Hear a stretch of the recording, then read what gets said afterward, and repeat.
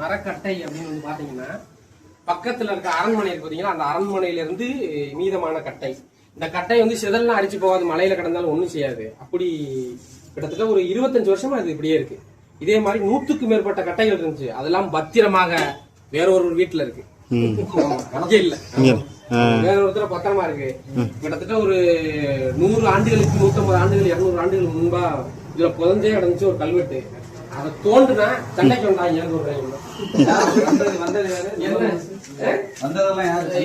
இதையெல்லாம் காப்போம்னு சொல்லிட்டு இருக்காங்கல்ல அவங்க. இந்த இடத்துல வந்து பாருங்க 2 கல்வெட்டு இருந்துச்சு. இந்த கல்வெட்டை தூக்கி ஆவணப்படுத்த சொல்லி உள்ள வைக்க சொன்னாங்க. இந்த ஒருவேளை வைக்க சொன்ன தூக்கி இங்க வச்சாங்க, திருப்பி அங்கேயே போட்டு மண்ணை ஒருவேளை தெரிஞ்சிடும் மண்ணை போட்டு மூடிட்டாங்க தெரியும் இருக்கா. ஆனா இந்த இடத்துல இருந்தது உண்மை. அது போட்டவனே என் பழைய செல்ல இருக்கு, அந்த செல்லத்தையும் தேடிக்கிட்டு. ஏன்னா இதுக்கு சம்பந்தப்பட்ட ஆவணமும் நம்மகிட்ட இருக்கு. இது சின்னமருக்கு முழுக்க முழுக்க நிர்வகிச்சு சின்னமரத்தோட. இன்னொன்னு கேட்டீங்கன்னா, இந்த சத்திரத்துக்கு பாத்தியப்பட்டது கிட்டத்தட்ட ஒரு 18 கிராமத்துல இருந்து 14 கிராமங்கள்ல இடம் இருக்கு.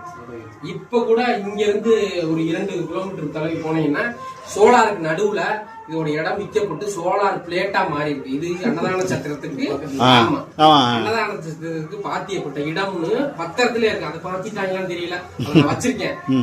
எப்படி எதுக்காக அப்படின்னா, இப்படி இல்லாம ஏமாந்தவனும் காமிக்க செய்ய முடியாது.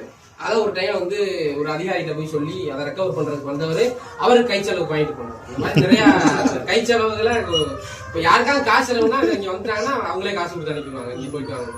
தீபாவளி காசு வேணும்னா ஒரு 2 மாதங்களுக்கு முன்னாடி வந்தாங்கன்னா லம்பா அவங்களுக்கு 2 தீபாவளிக்கு உண்டான காசு.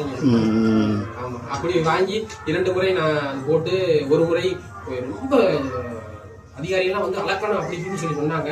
2வது வாட்டி அளக்க வரும்போது விஜயம் தாசிதார் என்கிட்ட சொல்லவே இல்லை, வந்து அளந்துட்டு போனாங்க. எதாலைன்னா பணத்தால் அளந்துட்டு அவங்க செலவுக்குள்ளேன்னு வாங்கிட்டு போயிட்டாங்க.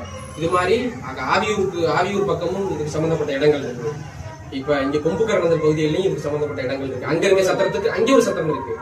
அதுக்கு மாதிரி இப்பதான் ஆக்கிரமிப்பு எடுத்தாங்க நிறைய சத்திரம். இந்த சத்திரத்துக்கு மெயினா இந்த சத்திரத்துக்கு பாத்தியப்பட்ட இடம் இங்க இருந்து 2 கிலோமீட்டர் ஒரு 15 கிலோமீட்டர் தொலைவில் இதுக்கு உண்டான இடமெல்லாம் இருக்கு. புஞ்சையார் புஞ்சை அப்படின்னா வயல்ல நம்ம செம்மண் காடு இங்க இருக்கு.